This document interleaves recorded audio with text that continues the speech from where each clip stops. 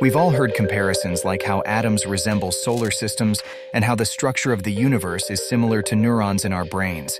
It's interesting to note that the number of stars in a galaxy, galaxies in the universe, atoms in a cell, and cells in a living being are all around the same huge number, between 10 to the power of 11 to 10 to the power of 14.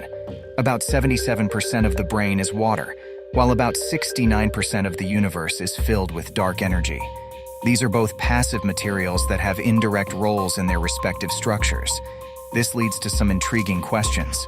Could we be like cells in a giant creature, but on a planetary scale that hasn't realized its existence yet? How could we even find out? It's very difficult to answer a question like this directly, because we aren't 100% certain of what consciousness and self-awareness actually are. But we are certain about a few physical things that can help us give the best answer to this question we possibly can, including the age of the universe, the duration over which various objects have been able to communicate with each other, the size of the largest gravitationally bound structures, and the number of signals exchanged between bound and unbound structures of different sizes. By conducting these calculations and comparing them with the processes observed in even the simplest brain-like structures, we can approximate an answer to the question. This approach allows us to determine whether large-scale cosmic sentient structures might exist within the universe. There is consciousness within the universe, certainly. You and I are proof of that. As human beings, we are self-aware creatures with a strong sense of what's going on around us, and we interact with each other. Some philosophers float the solipsistic notion that the self is all one can know exists, but our practical, day-to-day interaction with each other tells us otherwise. Singular or plural, there is consciousness in the universe. That much is clear. But a big question arises in our minds as we ponder the idea of consciousness. How far does it extend? Sure, we don't know what consciousness is, but we do know that the only things we're reasonably confident can think, which is the brain, have a lot of connections and send a lot of information back and forth through those connections. Even leaving aside that we don't understand consciousness, high connectivity, and rapid signaling seem conducive to thinking. That the universe is structurally similar to the brain raises the question of whether it has similar thinking capacities. It seems that both the universe and the brain engage in the reception and integration of information. In essence, the level of complexity and information processing found within our brains may manifest at both the grandest and most minuscule scales of the universe. The idea that the universe is kind of like a living thing, such as an organism or a brain, isn't new. It goes way back, at least to 500 BC, when Anaxagoras first thought of it. He was an ancient Greek philosopher who suggested that there's a smart force called nous, guiding the universe to become more organized and purposeful. Nowadays, we might think of nous as the idea of things organizing themselves. Anaxagoras' theory isn't exactly how we see things in modern science, but as we learn more about reality, it's making us think again about whether the universe might be similar to living things and the networks they create through evolution. In August 2022, theoretical physicist Sabine Hossenfelder wrote an article for Time magazine titled, "Maybe the Universe Thinks, Hear Me Out." In the article, she points out similarities between the structure of the universe and the human nervous system. Just like our nervous system, the universe has a highly interconnected and hierarchical organization. The galaxies, estimated to be around 200 billion, aren't randomly spread out, but are grouped together by gravity into clusters, which then form even larger clusters. These clusters are connected by galactic filaments, long threads of galaxies. These mammoth structures exhibit dendritic networks, much like neurons in the human brain, with vast voids punctuating the spaces between them, creating an awe-inspiring celestial web. Zooming out to see the entire cosmos, these structures resemble the connectome of the brain, which is the complete wiring diagram formed by neurons and their connections. In the brain, neurons also cluster together, forming larger groups, and are connected by axons, which transmit electrical signals across the cognitive system. Hossenfelder discusses a study by a physicist and a neuroscientist that carefully examined the similarities between the cosmic web and the connectome. They found that based on shared mathematical properties, these structures are remarkably alike. This led her to ponder whether the universe could be capable of thinking. However, having a similar structure doesn't necessarily mean the universe can think. Just like a dead brain doesn't have thoughts, the universe needs more than just its structure to think. Thinking requires neuronal signaling, where electrical messages move around the brain. But what kind of signals could the universe be sending along these galactic filaments? And could they support some form of cosmic intelligence? Yet the vastness of the universe poses challenges. Even at the speed of light, it would take billions of years for a signal to travel across the cosmos to reach our closest galaxy. Considering the immense size and expansion of the universe, it seems unlikely that any kind of cosmic-scale information processing, similar to what happens in brains, is feasible. She considered the possibility of hidden connections that could allow for faster signaling. She suggests that mechanisms like quantum entanglement or other types of non-local connections could enable longer-range computations. These phenomena suggest that particles and systems can be instantaneously linked regardless of the distance between them, as if they are intricately connected. This interconnectedness hints at a deeper level of organization within the universe, transcending the boundaries of space and time. In a section titled "Everything is Connected," she explains how a universe with non-local connections would make sense for various reasons. If these speculations hold true, the universe might be full of tiny portals connecting seemingly distant places. Physicists Fotini Markopoulou and Lee Smolin estimated that our universe could have as many as 10 to the power of 360 of such non-local connections. And since these connections are non-local, they wouldn't be affected by the universe's expansion. In comparison, the human brain has around 10 to the power of 15 connections. While highly speculative, this concept could potentially explain recent observations of mysterious synchronizations between structures on opposite sides of the universe. For instance, a study in the Astrophysical Journal from 2019 found a surprising coherence in the movements of galaxies millions of light-years apart, too distant for gravitational forces to account for. Similarly, in 2014, the European Observatory reported strange alignments in the rotations of supermassive black holes across vast distances, along with coherence among distant quasars, bright galactic cores. These findings suggest possible non-local connections between systems in different parts of the universe, and they appear too numerous to be mere coincidences. If valid, this implies that the universe could serve as a platform for the kind of large-scale computation or thinking proposed by Hossenfelder. Hossenfelder notes that, despite sounding far-fetched, the notion of an intelligent universe is consistent with our current understanding. However, she acknowledges that the theory is presently untestable, categorizing it more as philosophy than science. Yet, one may wonder if it truly lies beyond the realm of scientific inquiry. Consciousness is a fascinating but elusive phenomenon. It is difficult to specify what it is, what it does, or why it has evolved. Defining consciousness precisely is a challenging task, as it might not be limited to humans alone. It may extend to other living organisms and even non-living systems. To quote Thomas Edison, "It seems that every atom is possessed by a certain amount of primitive intelligence." This statement reflects the broad scope of consciousness, suggesting its presence in elements beyond traditional living entities. While the conventional perspective depicts consciousness as an individual and isolated occurrence, the emerging field of the Global Consciousness Project delves into the intriguing possibility of a collective or interconnected consciousness that transcends individual boundaries. This shift in focus opens avenues for exploring the broader and interconnected aspects of consciousness beyond the traditional confines of individual experience. When discussing the human brain, consciousness typically refers to the communication and firing between neurons within the brain, as well as the functions influenced by the rest of the body. However, in a broader context, consciousness can be understood simply as a recognizable experience. The basic definition of consciousness, as per the Oxford Dictionary of Psychology, describes it as the normal mental condition of the waking state of humans, characterized by the experience of perceptions, thoughts, feelings, awareness of the external world, and often in humans, but not necessarily in other animals. However, scientists lack a unified theory of consciousness, and there's much we don't understand about its nature and origins. When discussing both organic and inorganic entities, there is no consensus among scientists on which possess consciousness and which do not. Additionally, the concept of cosmic interconnectedness transcends the physical realm, implying subtle and intricate relationships beyond direct observation or measurement.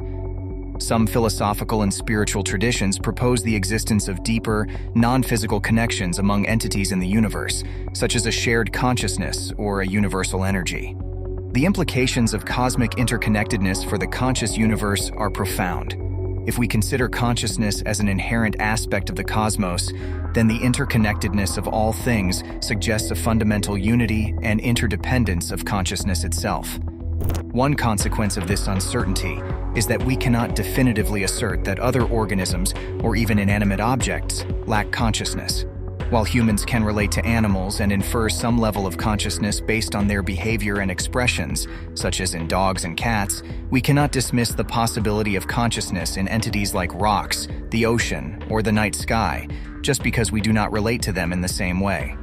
This is where the philosophical concept of panpsychism becomes relevant. This claims consciousness is inherent in even the tiniest pieces of matter, an idea that suggests the fundamental building blocks of reality have conscious experience. Crucially, it implies consciousness could be found throughout the universe. At a very basic level, wrote the Canadian philosopher William Seeger, the world is awake. This concept challenges the conventional view that consciousness solely emerges from interactions among neurons in the brain. Proponents of panpsychism suggest that, similar to fundamental physical properties like mass and charge present in all matter, consciousness is also an inherent property of matter. They propose that consciousness exists in varying degrees, with simpler forms of matter having rudimentary or basic consciousness, while complex systems like the human brain exhibit more advanced forms. Viewing consciousness as a fundamental aspect of the universe could potentially reconcile the subjective nature of conscious experience with the objective observations of science. It's also where physics enters the picture. Some scientists have posited that the thing we think of as consciousness is made of micro-scale quantum physics events and other spooky actions at a distance, somehow fluttering inside our brains and generating conscious thoughts. In physics, researchers are exploring the idea of consciousness as a quantum effect, led by Johannes Kleiner, a mathematician and theoretical physicist at the Munich Center for Mathematical Philosophy, and Sean Tull, a mathematician at the University of Oxford.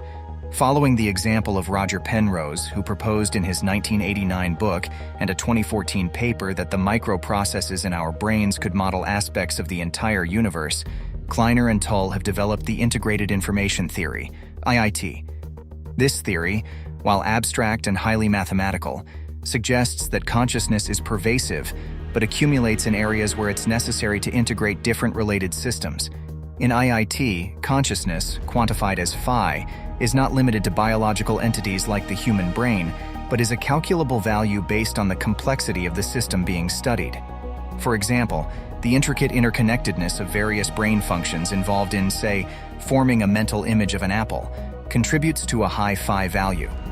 The groundbreaking aspect of IIT lies in its proposition that consciousness is not inherently biological. Instead, it's a calculable property present wherever there's sufficient complexity and integration of systems. If the human brain, with its numerous interconnected systems, can harbor consciousness, then the entire universe, with its countless interrelated components, could possess an immense amount of phi. Kleiner explains that IIT involves a complex algorithm applied to detailed mathematical descriptions of physical systems, which can determine whether a system is conscious and what it may be conscious of. According to this theory, even an isolated pair of particles interacting in space could exhibit some rudimentary form of consciousness if they interact in the correct way. So, according to IIT, the universe is indeed full of consciousness. But does it have implications for the physical part of the universe? The math of the theory says it does not. A physical system will operate independently, whether it has a conscious experience or not. One must come to the realization that everything we experience is filtered through and interpreted by our mind. Without it, the universe doesn't exist at all, or at least not without some sort of consciousness observing it. In some physics circles, the prevailing theory is some kind of proto-consciousness field. In quantum mechanics, particles exist in a state of superposition, meaning they don't have a definite shape or location until they are observed or measured. Some speculate whether this inherent uncertainty in quantum systems could be a form of proto-consciousness at work. This idea was proposed by the late scientist and philosopher John Archibald Wheeler, renowned for coining the term black hole. Wheeler suggested that every piece of matter contains a fragment of consciousness, which it absorbs from a primordial field of proto-consciousness. In his view, this proto-consciousness field imbues particles with the potential for awareness, contributing to the mysterious behavior observed in the quantum realm. He termed his theory the participatory anthropic principle, which suggests that a human observer plays a crucial role in the process. Wheeler famously stated, "We are participators in bringing into being not only the near and here but the far away and long ago." According to his view, nothing truly exists unless there is a consciousness to perceive or apprehend it. This perspective implies a deep connection between the act of observation and the manifestation of reality. Evelyn Underhill, a writer from the 20th century, recognized cosmic consciousness as a fundamental aspect of mystical experiences. In her book Mysticism, she described the awakening of transcendental consciousness as the pivotal moment in the sequence of mystic states. This awakening represents the realization of the grand scheme of things, commonly referred to as natural order.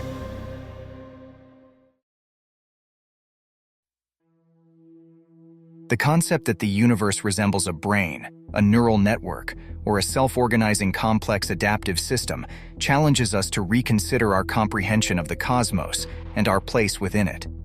If the universe is indeed a living, evolving entity, then the emergence of life and consciousness on Earth isn't merely accidental, but rather a natural outcome of a cosmic evolutionary process.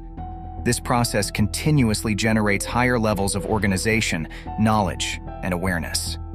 As conscious beings capable of influencing our surroundings, we are not passive bystanders, but active contributors to the universe's ongoing development toward a more interconnected and complex state. From this perspective, every conscious being, whether human, animal, or even potentially inanimate objects, is linked through a universal consciousness. This viewpoint prompts questions about individuality and the boundaries between sentient beings. If we're fundamentally connected, it implies that our thoughts, emotions, and actions may have broader consequences beyond our immediate influence. The well-being and choices of one conscious entity can resonate through the interconnected web, influencing others and the overall state of consciousness in the universe. The concept of cosmic interconnectedness also evokes awe and wonder about the universe, proposing that we are all part of something much larger and more intricate than our individual lives or the collective human experience. It encourages a holistic and compassionate perspective, underscoring the importance of understanding and nurturing relationships with other beings and the natural world. While there is scientific evidence supporting physical interconnectedness at various scales, exploring the depths of consciousness and its interconnections remains an ongoing topic of research and philosophical inquiry. It's an idea that sparks contemplation, inviting us to delve into the nature of our existence and our place within the vast cosmic maze. And as we ponder the grand symphony of existence, we discover unity in the interconnectedness of everything, blurring the distinctions between self and the universe. In the past, the prevailing view portrayed the universe as a giant clockwork during Newton's era, an engine in the age of thermodynamics, and a computer or simulation with the advent of computing technology. Now, in the era of artificial intelligence and machine learning, we liken the universe to a vast neural network. While some may be tempted to dismiss these characterizations as mere human projections that will eventually be proven wrong, I believe they reflect a progressively deeper understanding of reality as scientific knowledge grows and we uncover more about the universe's dynamics and structure. And that's it for the video. Thanks for watching. You can watch the first part of this video on your screen, and I'll see you there.